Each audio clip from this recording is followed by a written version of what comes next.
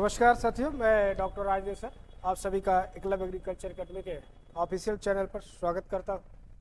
जैसा कि आप सभी को पता है, आईबीपीएस के द्वारा विभिन्न प्रकार के पदों का आरआरबी के थ्रू विभिन्न प्रकार के पदों का विज्ञापन आ चुका है और उसमें विभिन्न प्रकार के पदों का सृजन किया गया है। उसमें से एग्रीकल्चर का भी है, अन्य सब्जेक्टों का भी है, टेक्निकल का भी है।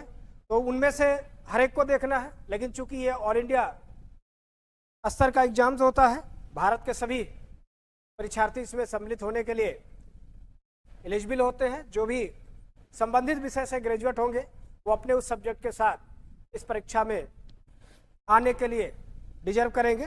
तो उनमें से एग्रीकल्चर का भी पद इसमें है। इसीलिए मैं आपको बार बार कहता हूं कि जो भी छात्र आईबीपीएस एफओ या स्पेशलिस्ट ऑफिसर की तैयारी करता है, वो एक वर्ष के अंतर्गत अगर वो अपने आप को अच्छे से देखे तो कम से कम 10 से 12 परीक्षाओं में बैठने में सफल हो जाता है। इसलिए जो भी ग्रेजुएट एग्रीकल्चर से है, यदि उनको लगता है कि हमें समय रहते हुए अपना एक अच्छा भविष्य सुनिश्चित कर लेना है, तो वो आईबीपीएस या एफओ की तैयारी में अपना समय दें, उसमें पूरी तल्लीनता से लगे। उनमें से आपको बहुत सारे एग्जाम देने को मिलेंगे, क्योंकि हमें प्रवेश या अंतिम चयन एक जगह ही होगा और वो 10 एग्जाम 12 एग्जाम अगर दे रहे हैं, उनमें से किसी में भी हो रहा तो हमारे लिए बहुत अच्छा है। इसलिए आप इसमें आइए और मेहनत करिए और एक अच्छा परिणाम लेकर के अपने भविष्य को उज्जवल बनाइए। जैसा कि अभी आने वाले समय में एफओ का आएगा, तो देखिए उसके पहले ही आरआरबी का भी विज्ञापन आ गया और उस आरआरबी में भी आपके एग्रीकल्चर का ग्रेजुएट लेवल पर पोस्टों का सृजन किया गया है। तो अगर आप सिर्फ एग्रीकल्चर ग्रेजुएट हैं, बावजूद इसके आप इस एग्जाम में बैठ पाएंगे। तो जैसा कि आप यहाँ पर बोर्ड पे देख पा रहे होंगे, ठीक है, लिखा है IBPS RRB recruitment 2023 apply online for office assistant officer scale first, second and third post. कहने का मतलब बैंकिंग में स्केल चलता है, scale first, scale second, scale third, scale fourth, 5, 6, 7 इस तरह से चलता है। तो अभी जो विज्ञापन निकाला गया है उसमें स्केल फर्स्ट का है, स्केल सेकंड का है, स्केल थर्ड का है। इसका मतलब जब इसमें आपका चयन होगा तो सीधे आप ब्रांच का मैनेजर बनने में डिजर्व कर पाएंगे। तो इसलिए अब इसको जो है उसी रूप में देखिएगा और इसमें सभी लोग एग्रीकल्चर से जो छात्र हैं या किसी अन्य स्ट्रीम से जो छात्र हैं, हम उनसे आग्रह करेंगे आप सभी लोग इसमें अप्लाई करिए और खूब अच्छी तैयारी करिए। हमारी संस्था भी 5 जून से अपनी इस बैच को एफओ का, आरआरबी का जो आपका बैच है, ये आपका संस्था के द्वारा शुरू किया जा रहा है। आप उसमें सम्मिलित होकर के अपने भविष्य को आगे ले जा सकते हैं। तो आइए देखते हैं इसमें क्या क्या चीजें दिया गया है। तो देखिए लिखा है institute of banking personal selection, जिसको आप हम लोग शॉर्ट फॉर्म में आईबीपीएस कहते हैं, has release the recruitment of rural regional bank, जिसको हम लोग अपनी भाषा में आरआरबी कहते रहते हैं, आरआरबी, ठीक है। रिक्रूटमेंट ऑफ 2023 मल्टीपर्पज, जो असिस्टेंट मल्टीपर्पज के हैं, ठीक है। Officer scale first, scale second and officer scale third notification. Any candidate who is interested in this IBPS RRB 2023 recruitment and fulfil the eligibility can apply online from 1 जून। यह आपका form जो है 1 जून से शुरू होगा और कब तक आप इसको कर सकते हैं, 21 जून तक। तो आपको भी पता है आपका ये शुरू हो चुका है, ठीक है। तो 1 जून से लेकर कब तक, 21 जून तक है, ठीक है। अब इसमें कैसे कैसे इनके उसका विवरण है वो मैं आपको दिखा दे रहा हूं। इसमें देखिए पूरा लिखा है institute of banking professional selection, ठीक है। एप्लीकेशन बिगिन कब से होगा, 1/6/2023 से, ठीक है। लास्ट डेट क्या है, 23/6/2023 तक का है, ठीक है। जनरल इसमें एप्लीकेशन का जो फी है ध्यान रखिएगा, ये बहुत मायने रखता है, ठीक है। आपका जनरल कैटेगरी, हमारा जो जनरल कैटेगरी है ओबीसी का है 850 रुपए का है। एससी, एसटी, पीएच के लिए जो है वो कितना होगा, 175 रुपया होगा। लेकिन अब आप देखें यहाँ पर ईडब्ल्यूएस का नहीं होगा। तो जो ये जो जनरल या यूआर होता है, ओबीसी होता है या ईडब्ल्यूएस होता है, वो सब एक ही कैटेगरी में आएंगे। ठीक है, तो यहीं से आपको वो शुल्क जमा करना होगा, इतना ही। ठीक है, उसके बाद आप देखेंगे तो इसका एग्जाम डेट का जो बाकी चीजें हैं, ठीक है, एग्जाम डेट प्रीलिम्स अगस्त 2023, इसका मतलब डेट का ये वो जो करेंगे, ठीक है, डेट के बारे में, तो डेट का जो वो कंफर्मेशन करेंगे वो एडमिट कार्ड के थ्रू करेंगे। ठीक है, फेज सेकंड एग्जाम जो देखे, क्योंकि इसमें फेज फ्री A1 और फेज 2, तो फेज 1 का अगस्त में आपका है और फेज सेकंड का सितंबर में है। ठीक है, आगे है, ठीक है, उसके लिए एज की क्राइटेरिया क्या है, देखिए जो ऑफिस असिस्टेंट के लिए है 18 से 28 का है, स्केल फर्स्ट के लिए 18 से 30 का है, सीनियर मैनेजर स्केल थर्ड के लिए 21 से 40 का है और अदर पोस्ट के लिए 21 से 32 का है।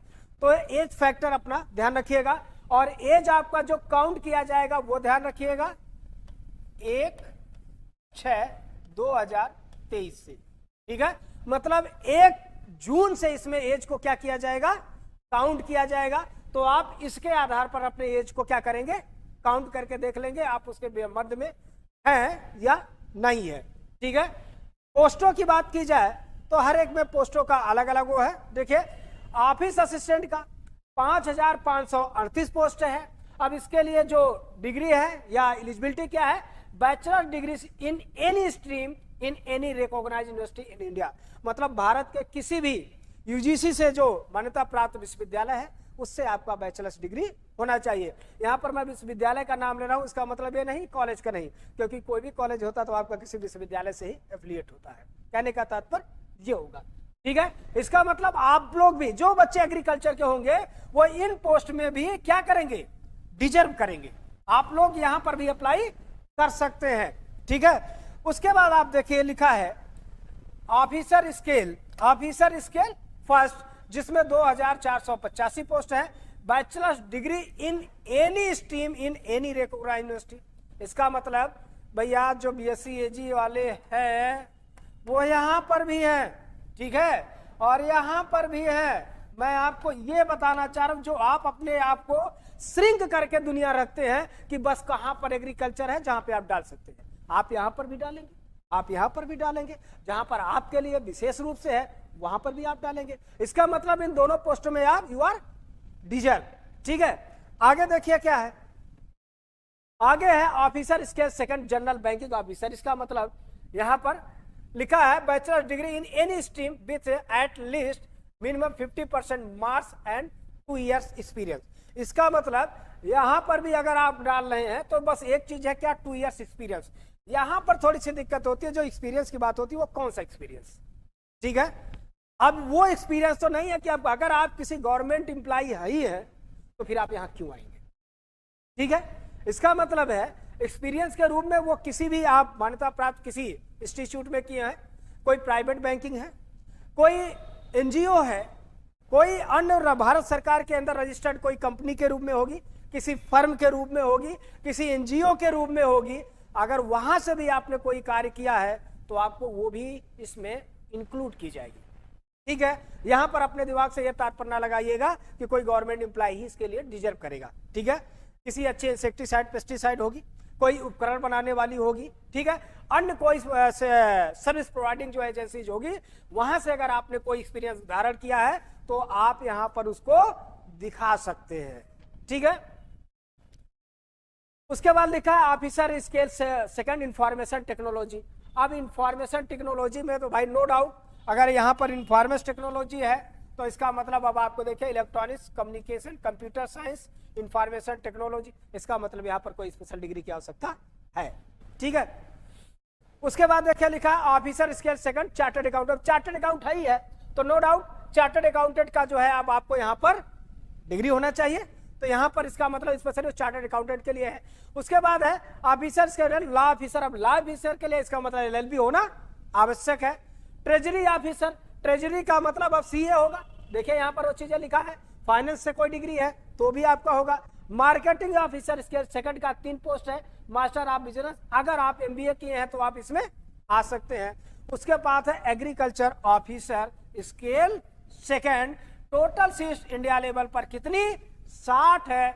और इसके लिए क्या डिग्री है? Bachelor's degree in agriculture, horticulture, dairy science, animal husbandry, veterinary science, engineering, pisciculture from any recognised university in India with 2 year experience. अब यहां पर ये जो 2 ईयर एक्सपीरियंस की बात की जाएगी, किसी इंसेक्टिसाइड से, किसी पेस्टिसाइड से, किसी उपकरण निर्माता कंपनी से, ठीक है, या एग्रीकल्चर में कोई नर्सरी में बहुत सा अच्छा काम रहा, कोई सीड प्रोसेसिंग यूनिट है, इस तरह से कहीं से भी यदि आपने अच्छा एक्सपीरियंस आपके पास ऐसा है तो आप यहां पर लगा सकते हैं और इस एग्जाम के लिए आप डिजर्व करेंगे। ठीक है, इस बात को ध्यान रखिएगा।